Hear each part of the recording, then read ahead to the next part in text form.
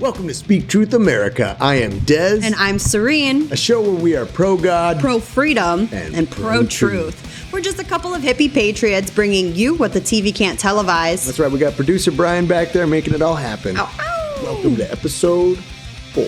All right, let's get into it. So this has been amazing watching Trump pick his cabinet. Like, I don't think America has ever been so involved with a Trump or with a president picking his cabinet like this before. Yeah, that's right. You know, I think we've been in bad shape as a country because we've been able to name more quarterbacks than congressmen, right? Right. And, you know, if it's a government of the people, for the people, by the people, well, it needs to be ran by the people, which means we need to know how it works. We need to know who's in there and what they're doing. Yeah, we need to be taking part in the political process. And that is something that we haven't been doing for so long because we've been distracted with entertainment, sports, every day, just working and worrying about our own lives. And it was designed that way, right? And in order to get out of the system that was designed that way, that is why we all voted for Trump and for his agenda, because we want to change that. Right. Let's not forget, we are the owners of this company, this country, right? And it's like we delegated our power to these delegates to say, hey, you guys run it. Like, we're going to hire a manager. You take care of the company and we're going to, do our thing. And you see how the results have been. It hasn't been good. I mean, what do you guys think? Has the results been working the way you want it? Is education at the level? Is health the way you want it? What's working for you? Probably nothing. So it's time to take our company back, to fire who's been in charge. You're fired. You're fired. And start doing afuera. Afuera. All right, so we just want to go through a couple of the cabinet picks so far, and we pray that they all get confirmed and everything goes smooth.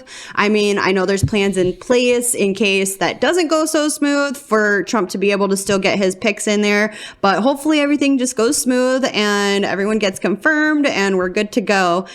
So we just wanted to go through some of the ones that we think are the most important. Yeah, Trump has a couple tricks up his sleeve. I know some people are worried about him tapping current representatives, saying, oh, well, we need these people in these positions. But there are some other things that they can do just in case it gets a little hairy. So we'll see how that pans out. And a lot of the people that he is picking from Congress, they're in deep red districts and states. So those replacements are going to be also America First. Okay, so let's go over some of these picks. All right, our first one is Miss Tulsi Gabbard. Yeah, she's a real badass, guys. I think everybody knows who she is.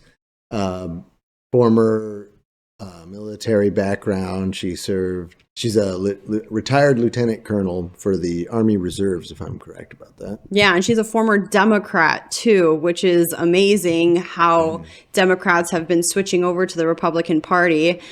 She ran for president and everything. I remember seeing her for the first time and actually really liking her. She ran for president as a Democrat when we were more Democrat. Yeah, Bernie supporters. And, and I thought she was great back then. So I'm really excited to see what she's going to do. She has been appointed to be the director of national intelligence. Yeah. I've always been a fan of her, or, from everything that I'd seen, I was like, this person seems like they're really doing their job. Right. So let's see what Trump said. Let's see what she's got. He said, I am pleased to announce that former Congresswoman Lieutenant Colonel Tulsi Gabbard will serve as Director of National Intelligence. For over 2 decades, Tulsi has fought for our country and the freedoms of all Americans. As a former candidate for the Democrat presidential nomination, she has broad support in both parties. She is now a proud Republican. I know Tulsi will bring the fearless spirit that has defined her illustrious career to our intelligence community, championing our constitutional rights and securing peace through strength. Tulsi will make us all proud. She's not a DEI hire. She's a DNI hire. Good one. Awesome. So I think we have a clip of her to show you guys a little bit more about her. Start us off, Tulsi. This choice that we have before us is very personal to me. I'm a lieutenant colonel in the Army Reserve. I've served now for over 21 years.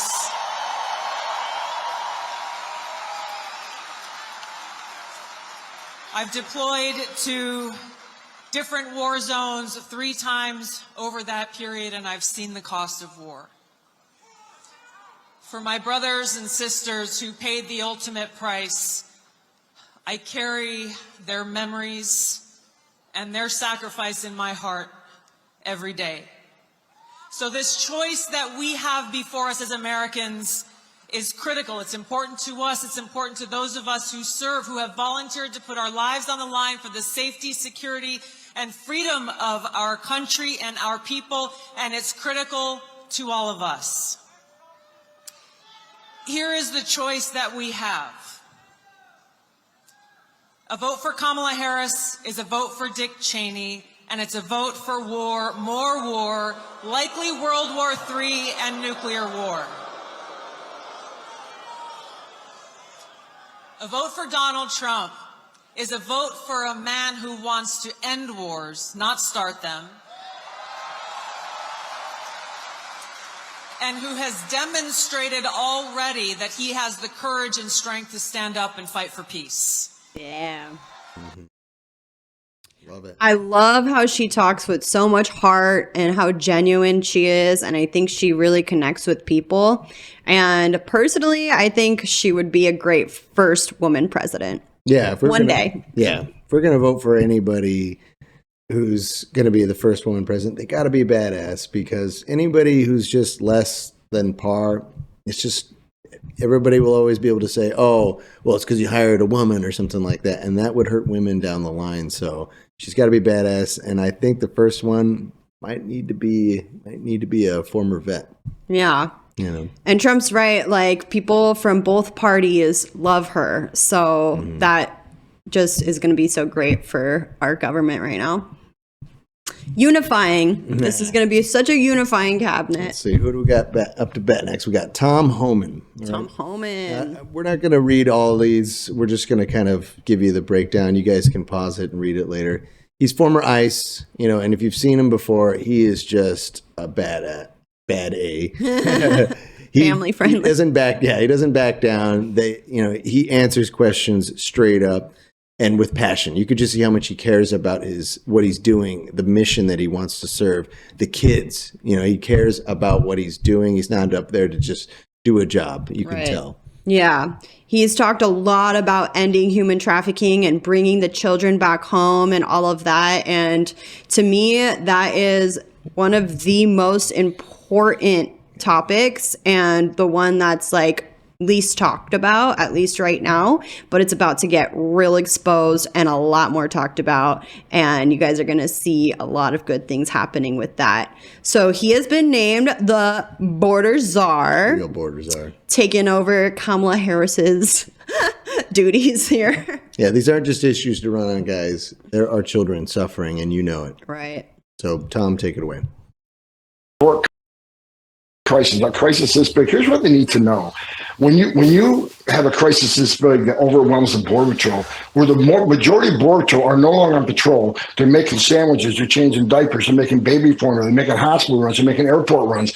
When you take most of border patrol agents off the border to deal with humanitarian crisis, that's when the fentanyl comes across to kill 250,000 Americans. That's when the sex trafficking has increased 600%. That's when no suspected terrorists has crossed this country. They've had a record of people on terrorist watch lists that have been arrested at the southern border. That's why you have over 2 million gotaways. How many of them came from a country sponsoring terror? So I don't care what anybody's opinion is on illegal immigration. When you create a crisis this big, all these other bad things happen. That's why you have to secure the border. I don't care if you're a Republican, a Democrat, or independent. Border security is national security. We should all be on the same side of that. I've been saying this for the last couple of years. And the director of the FBI actually agrees with me. I don't respect him greatly, but he agrees with me. The southwest border is the biggest national security vulnerability this nation's ever seen. He sees more red flags now than ever before. We have to secure the border. And as far as the people want to push back on deporting these people, what is the option? You have a right to claim asylum. You have a right to see a judge, and we make that happen. But at the end of that due process, if the judge says you must go home, then we have to take them home. And because if we're not, What the hell are we doing? If the judge's order doesn't mean anything, then shut down the immigration court, take the border patrol off the border. So there's no consequences violating the laws of this country. We'll give you a fair shake. You get a chance to claim asylum, but due process doesn't mean squat if the final decision of the court isn't carried out. What is the option? Let them all stay? Because if that's the option you want, you're never going to fix the southern border, because you send a message to the whole world. Come to the United States, enter the country legally, which is a crime. Don't show up in court, or show up in court, get an order removal, but you still get to stay. That doesn't work. Woo! I love his passion. Yes, he's going to do so great. I love it. He's fair too. I think he's very fair. He's talking about, like, if you are legitimately seeking asylum, we have a place for you. But if you're not, and the court orders you to get out, then sorry. Yeah, I love. They didn't show it. We didn't show it on this one because it's just going to go a little too long. But he talks about how 300,000 kids missing. We got to return those to their. We got to return those kids to their families. We got to go get them. Exactly. He says that later on, and he said it multiple times. Like, this isn't just an issue to run on. We have to get them. They're living a life of hell every day, and that's real, guys. You know it's real.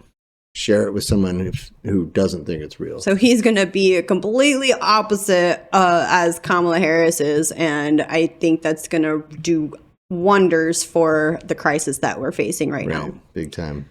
All right, let's move on. So next is RFK Jr. I'm sure everybody knows RFK Jr., a lot of what he's done, what he stands for, but we're just going to go a little bit and tell you a little bit more. So if you didn't know, he did write this book, The Real Anthony Fauci, and he exposes Bill Gates, Big Pharma, global war, the global war on democracy and public health. And this was for the Children's Health Defense, which he is very passionate about. I'm sure everyone knows that he wants to end chronic disease in this country, specifically for the kids. He cares so much about that.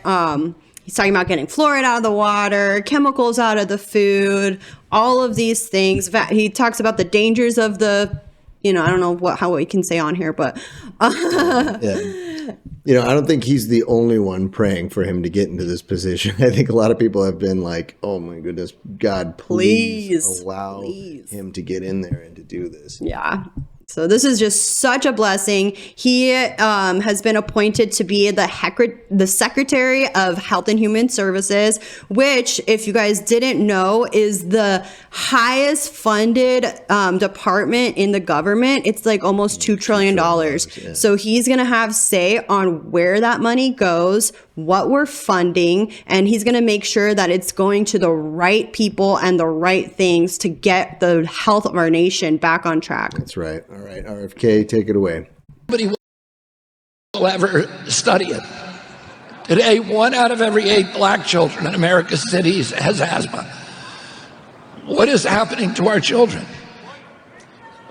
And I saw this happening, and I began writing about it, and the media rose up and silenced me in 2005. And nobody would talk about it. The doctors wouldn't talk about it. The pediatricians wouldn't talk about it. The scientists, the government officials. And people warned me, if you keep talking about this, you're going to destroy your career. And I was stunned by this. And for 19 years, since 2005, I spend 30 minutes praying every day when I get out of bed. And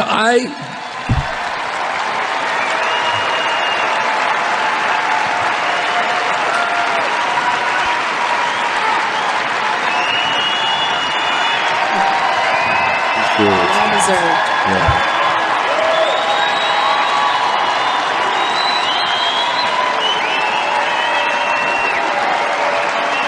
He's just so dedicated.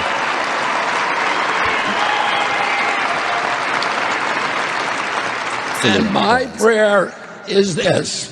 I ask God for 19 years to put me in a position where I could end the chronic disease epidemic and bring health back to our children.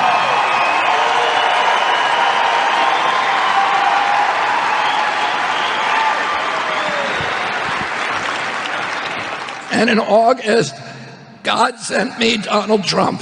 Yeah. man, if that doesn't make you emotional. I know. Well, maybe not everybody's on the same page about how serious the health problems are. I mean, everybody can see it, that there's escalating health problems in this country. It's coming down to kids. All kinds of people the kids are getting cancers, and younger people are getting Alzheimer's. They can't seem to figure out autism, right? These are things that are getting worse, and there are predictable reasons why, right? So the attack on America already started in our kitchen.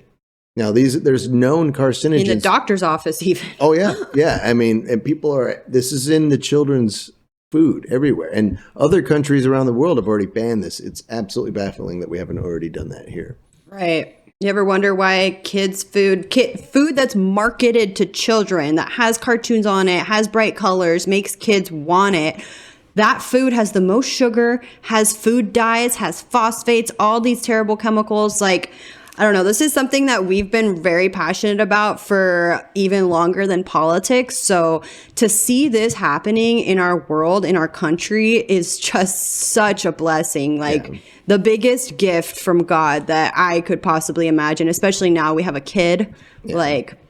I'm just so happy about this. I used to have stomach problems, guys, and I went to doctors, and nobody could ever tell me that your back and your stomach, for some reason, they can't ever tell anybody about, no, we don't know. It's always diet related. As soon as I changed my diet and started getting serious about this, looking at what I was eating, you guys, if China or if an adversary had killed a lot of our people by poisoning them, we would be going to war over that. Well, why is it any different when a company puts trisodium phosphate in your kid's cereal? If I were to go put trisodium phosphate into your kid's cereal, I would go to jail for that. But however, if they manufacture it into the actual product itself, that's totally legal. Right. And all these things are approved by the FDA and all these other things. I'm just so happy he's going to be in charge of all of this. That's right. That's a huge win. Love it. Okay, so moving on. Top that one. But. I know, we should have done him last. Right. So next we have Kristi Noem. So if you guys don't know who Kristi Noem is, she is the governor of South Dakota.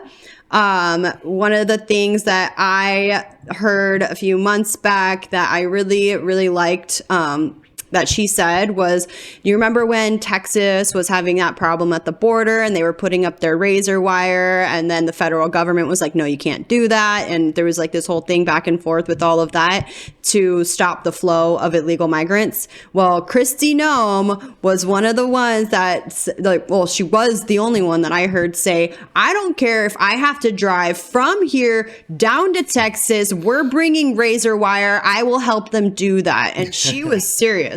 So I love that passion and that what's the word? Just want to help. And I love that energy. So she has been appointed to be the Secretary of the Department of Homeland Security. Yeah, there's a common theme here, guys, of that everybody here has paid a price to be in this position, right? You just heard RFK say that they'll take your career down. Everybody here has Tulsi, put on a terror watch list for just expressing her values. Everybody here has stood their ground and said stuff when it was not safe. Now we just won this huge election, the fake news on the way out, all of that. It's becoming cool to be a part of the winning team now.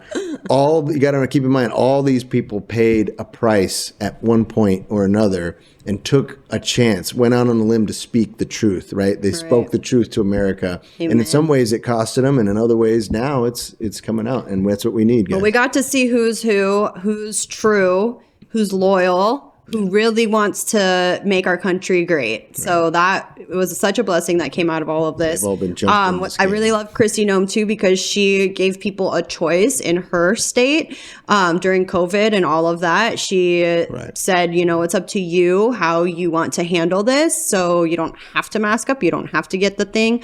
It's up to you. Freedom to do what you want with your body. My body, my choice, right? She did what every governor should have done. Exactly. So, all right. So let's roll it. Get in there. We ended up being the only state that never once closed a single business or church, never mandated anything. I just told my people, I'm going to stand up in front of you and tell you everything that I know. And I'm going to trust you. I'm going to let you use personal responsibility to make the best decisions for you and your family, and we're going to get through this together. Yeah, that's awesome. Yeah. And look at all these women that Trump is appointing. Yeah. Beautiful, strong women, like women that me as a woman, I can say, these women represent me. Right. Yeah. I can tell my daughter, these are women that you can look up to. Exactly. Yeah, so funny. They try to say Trump is sexist and whatever, yet he's appointing all these women and different types of people. It's just narratives being broken left and right. Big time. And I love in this clip how it's a perfect example of what the government more or less should do most of the time. Just get out of the way. Just don't do anything in a certain sense. Just make sure that there's that level of order that's there. And if it is, trust your people. Give them everything that you have for them to benefit. That's what a servant does. So. Right. And how she handled it in South Dakota, like, did everyone in South Dakota die? No. Did you die? No, things went great. I mean, you could tell. I mean, we were in crowds during that time, the biggest crowds we'd ever been in, and nobody was wearing a mask. Nobody was doing that. And we didn't see, I didn't know anybody who died from the vid, Right. the vid-19, I don't know anybody. I mean, I know people did die, but I think that's more from the treatments and other stuff. But that's a different It's another day. Yeah. So let's move on. Delivering a message is always important. So I think they got the right person to deliver the message for. Totally. All right, so now on to another strong, beautiful woman. We have Caroline Leavitt. So I don't know too much about her, but she was the national press secretary for Trump's campaign. I've seen her talk a few times, and she always sticks it to the mainstream media, and she doesn't let down, but she's still very poised and respectful. But I love it. She's got grit, she keeps her cool, and she delivers the message nice and clear. So I think she's a good choice here. Let's check her out. All right. Last week was arguably the most divisive and disgusting speech that any president, certainly in my lifetime, has ever given. He essentially waged war on half of the country by saying that we are all a threat to democracy because we believe in putting America first. It's not radical to want to put your country and your own people first. It's not radical to want to have a strong border, a strong military, and to unleash the might of your own economy, not economies around the world. I want to talk about violence against political opponents. Let's talk about the fact that Democrats have been labeling President Trump a threat to democracy for the better half of 10 years. Let's talk about how they have compared him to Hitler, one of the worst mass murderers in the history of the world, and that Kamala Harris and Joe Biden weaponized the court system and the justice system in this country against Donald Trump in an attempt to imprison him. He sat through a courthouse for 7 weeks this past year, and the Democrats were hoping he would go to jail for it. That is real political violence that has led to 2 heinous assassination attempts on President Trump's life that, by the grace of God, he was able to escape, and he is here with us today. So yes, President Trump knows a little bit about political violence because he's experienced it himself. And talking about the tragic realities of war that Liz Cheney and her father, Dick Cheney, have got this country into is not political violence. It's talking about the reality of the foreign conflicts that the Washington, D.C. establishment have sold out young Americans to for decades. Yeah.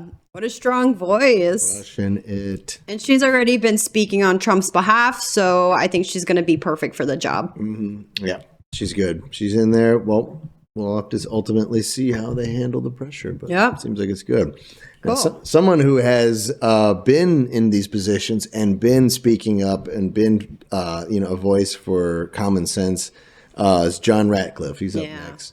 He was a former DNI director of national intelligence. And I remember one thing that caught me that I was sharing back in the time was that he was talking about how the intelligence community he was going on Fox telling everybody that the intelligence community does not believe that the Hunter Biden laptop story is Russian disinformation. He was out there clarifying that, and he was standing with Trump. He was standing with him the whole time. Yeah, when everybody on the news was trying to tell you that it was Russian disinformation and trying to make you think that it wasn't anything real, he was on mainstream media telling the public that, no, it's real. Yeah, he was taking the chances. Yeah. So let's see what... Sorry, he's going to be The director of the CIA. Oh, yeah. I forgot to say that. Yep, So exactly. we're going to clean up the CIA. Oh, that needs to be cleaned up. Oh, yeah. Let's see what he's got. 50,000 text messages that I've seen with your personal beliefs like F Trump, stop Trump, impeach Trump. Go ahead and confirm on the record that none of that occurred on an official FBI device or on official FBI time. Go ahead and do that. Sir, no, they did. Many of them did. Oh, they did. Okay, so 50,000, sir. So really, no, I'll give you a chance at the end. So what you really meant to say was that when you said you never crossed that bright, inviolable line, what you meant to say was, except for 50,000 times, except for hundreds of times a day where I went back and forth expressing my personal opinions about effing Trump and stopping Trump and impeaching Trump on official FBI phones on official FBI time. Other than that, you never cross that line. I'm sure there are 13,000 FBI agents out there that are beaming with pride at how clearly you've drawn that line. Agent Strucker, you're starting to understand why some folks out there don't believe a word you say, and why it's especially troubling that you, of all people, are at the center of the 3 highest profile investigations in recent times that involve President Trump, and that you were in charge of an investigation investigating, gathering evidence against Donald Trump, a subject that you hated, that you wanted to F him, to stop him, to impeach him. And do you see why that might call into question everything you've touched on all of those investigations? Chairman, I'm done with this witness and I yield back. Yes. Look at all these fighters we got. America first. Truth and freedom fighters. Like, this is amazing. Awesome. You know, these are great things to hear people say. And like I said, there was a time when this was very, like Peter Strzok, right? Like, that was when he was still around, right? And you lock him up, right? Lock him up. It's good to hear these things, but the follow through, the actual actions, because we heard Democrats say stuff like this, Elizabeth Warren, Bernie Sanders, right? Sounding really tough on these people, but then no real follow through. So this is where we get to see them in action, and we're going to go see what they're going to do. So yeah, exactly. Let's go. All right, moving on. So we have Marco Rubio named as Secretary of State. I'm a little, I don't really know too much about him, but I've heard in some MAGA circles that they think he might be a rhino. So let's hope not.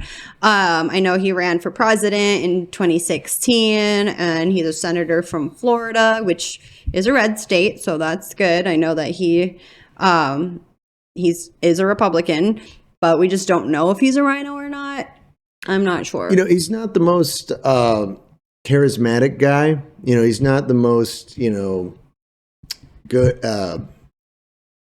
He's not the most exciting guy to listen to talk, but he does really nail it. And he's very poignant. He really gets to the issues. And I think he does a good job at articulating what the most important parts are. But I can't ever say I'm a huge fan of him, but we'll see what he does. I know that he has been backing up Trump. I mean, at least in the recent Trump year. Seems to like him, so Trump seems to not like him. They might have worked out a deal or whatever. You don't know, but hopefully he'll do good things. So let's see what he's got to say. The DEI. No, just kidding. We're going to spend $5 billion of taxpayer money to build electric vehicle charging stations in the United States. It should be made by Americans in America using American products. And if you agree with me, I'm going to give you a chance right now to vote for something that wipes out this waiver that the Biden administration wants to put in place that will guarantee that may never happen and that most of this money, taxpayer money, will go into the hands of Chinese companies to build electric vehicle charging stations in the United States. We shouldn't allow that to happen. I urge everyone to vote for this. Yeah, I mean, I like what he's saying about making things in America and America first. So yeah, going after or directly saying things counter to China, saying that we shouldn't be helping China. Like, actually, always a good sign. Yeah, it's always a good sign. Exactly. So hopefully he'll do great things. Moving on, we have Elise Stefanik. Once again, I don't know too much about her. I know she has been America first. She led the charge to get anti-Semitism off school campuses, and she is a representative from New York. So it's always good to have Republican representation in New York, from New York. And she has been appointed to be the ambassador for the UN. All right, take it away. Calling out the FBI's handling of Iran's threats toward President Trump. In a new Wall Street Journal op-ed, Stefanik accuses the FBI of, quote, willfully covering up Iranian influence in the 2024 presidential election. Joining me now is New York Congresswoman Elise Stefanik, the woman herself. She's the House Republican Conference chairwoman. Great to see you, Congresswoman. Thanks very much for being here. What is the FBI doing now? The FBI is not providing answers to Congress. So we had our last election interference briefing at the end of September, and I've been in enough hearings. I'm one of the most senior members on the Intelligence Committee, one of the few remaining members that was there during the Russia hoax, the impeachment sham under Adam Schiff. And I know when the FBI clams up that typically they're hiding information from Congress that they're responsible to give to us. I think it's important for the American people to know the answers to very direct questions, and the FBI could reveal this without providing any classified information or revealing sources and methods. And that was this. When did they know about the Iranian hack into the Trump campaign at the highest levels? And when did they inform the Biden campaign versus the Trump campaign? My hunch and my suspicion, since they clammed up in that hearing, is that the Biden campaign was notified prior to the Trump campaign. If that is the case, then this is yet another example of the FBI tipping the scales. They have a record of doing so in 2016 and of 2020. But the fact that they won't answer the questions is so revealing to me. Here you have an adversary like Iran targeting the leading candidate for president of the United States, not only with the hack, but we now know publicly the Department of Justice released information about Iranian assassination attempts against President Trump. When we talk about the rot in our federal agencies and the weaponization of our law enforcement agencies, this is the epitome of it at the FBI. Yes. Right. Yeah. All good questions. And anyone calling out the FBI and questioning them and, just wanting to look further into the FBI, that's a guts. good person in my book. Yeah, that takes guts. The erosion of the trust in this country is the big deal. People don't trust. I mean, come on, who trusts the federal government to that degree anymore? Nobody. Right. If we don't have the trust in these institutions, we don't have a country. Exactly. We can't just rely on them to do their job and sit back and just expect that things are going to go well anymore.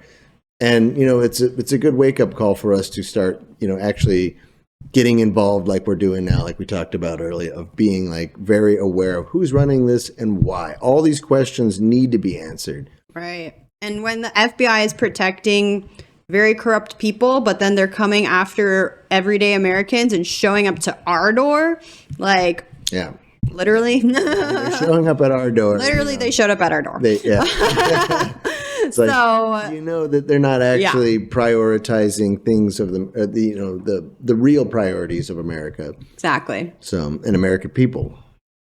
All right, so let's move on to the last person on our list right now. Mr. Matt Gaetz. Yeah, probably the most controversial one. Well, probably next to RFK, but people are going after Matt Gaetz right now. Have you guys seen all of this? Oh, yeah. No, if they're going after him that hard, they do. That means he's the right choice. Yeah. He's going to be a wrecking ball for them. Yes. So I'm sure everyone knows, but he's been appointed to Attorney General.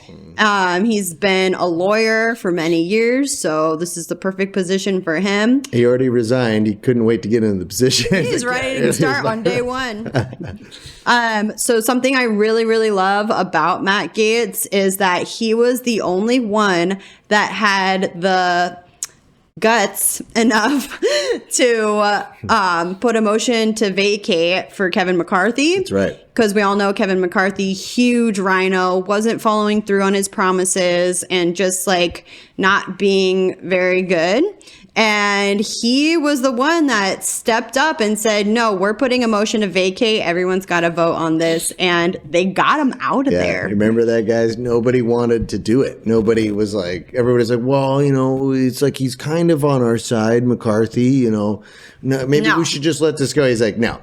If you're not going to do your job, then you're out. That's it. Right. That's why we put that single member contingency clause in Which there. they changed that now because of all that. Of course, for that reason. And it can But Matt get Gaetz chaotic. got in there. Yeah, well, he had the guts to go and you know what? If this is a terrible idea, everyone's going to blame me. Right. And if not, then it shows. I mean, he just was there to do his job. Right. And talk about taking action. Like he has been one of the ones who has not only talked the talk, but he's walked the walk. To do something at that level and know that you're putting a target on your back by doing this. Like he has got some deep grit. bravery in him. He's got some grit. Yes, and I love how he was always pushing for like single subject spending bills and things like that, which I think every American can agree on, right? Do we want them to be able to hide things in bills? Like, no. Right. I think Democrats and Republicans can agree on that, and independents, everyone, right? Can't everyone agree on that?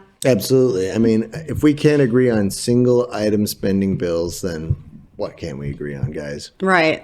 And if you guys remember at one of Trump's rallies when Matt Gaetz was there, Trump was like, I'll tell you guys after the race, but we have a little secret. And I think this is what the secret was. They had this plan to put Matt Gaetz in play as Attorney General, have him resign, have him get started on day one. And I'm sure they have a plan on who they're going to be investigating and going after and, bringing justice for. That's right. All right. Well, to clean it up for the night, because he's a strong hitter, Matt Gaetz. Father, I will make certain that between the man sitting next to me and every person he knows and my ability to forever hold a grudge, that you will regret not following my direction. I am sitting here waiting for the call with my father. Sounds like a shakedown, doesn't it, Director? I'm not going to get into commenting on that. You seem deeply uncurious about it, don't you? Almost suspiciously uncurious. Are you protecting the Bidens?